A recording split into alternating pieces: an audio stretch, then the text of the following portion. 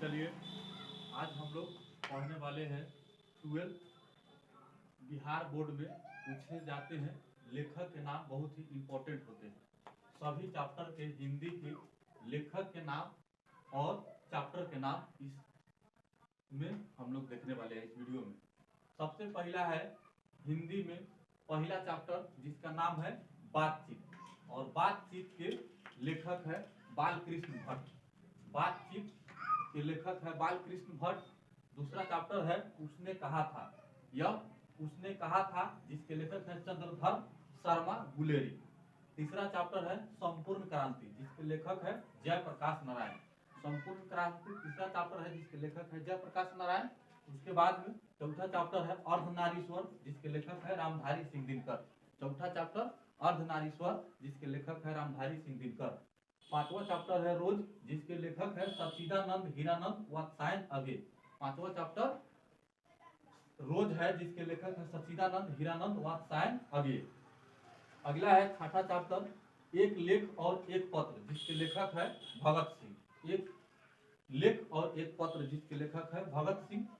सातवां चैप्टर है ओ सादा नीरा जिसके लेखक है जगदीश चंद्र माथुर। आठवां चैप्टर है सिपाही की मां जिसके लेखक है मोहन राकेश। अगला है नौवां चैप्टर प्रगीत और समाज जिसके लेखक है नामवर सिंह। उसके बाद में 10वां चैप्टर है जूठन जिसके लेखक है ओम प्रकाश वाल्मीकि। अगला है 11 चैप्टर हंसते हुए मेरा अकेलापन जिसके लेखक है मलयज। 12 चैप्टर है तिरिच जिसके लेखक है उदय प्रकाश।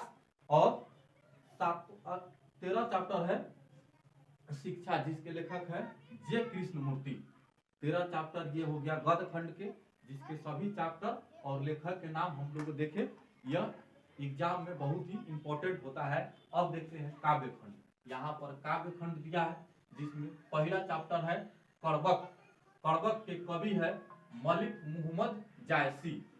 पहला चैप्टर हो गया कड़बक जिसके कवि है मलिक मोहम्मद जायसी। उसके बाद में दूसरा चैप्टर है सूरदास के पद, इसके कवि है सूरदास। तीसरा चैप्टर है तुलसीदास के पद, ये जिसके कवि है तुलसीदास। ये दोनों सीधा पद दिया है, लेकिन हमने यहाँ पर सूरदास के पद और तुलसीदास के पद लिख दिए क्योंकि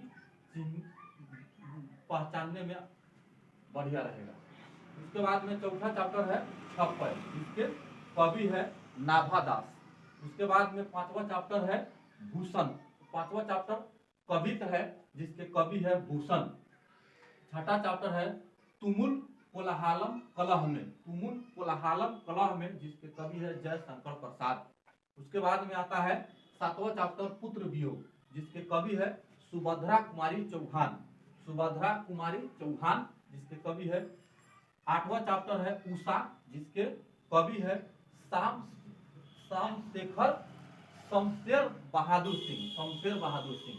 उसके बाद में 9वां चैप्टर है जन जन का चेहरा एक जिसके कवि है गजानंद माधव मुक्तिबोध।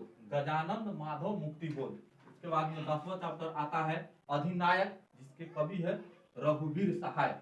10वां चैप्टर आ गया अधिनायक जिसके कवि है रघुवीर सहाय। उसके बाद में 11 चैप्टर है प्यारे नन्हे बेटे को जिसके कवि है विनोद कुमार शुक्ल।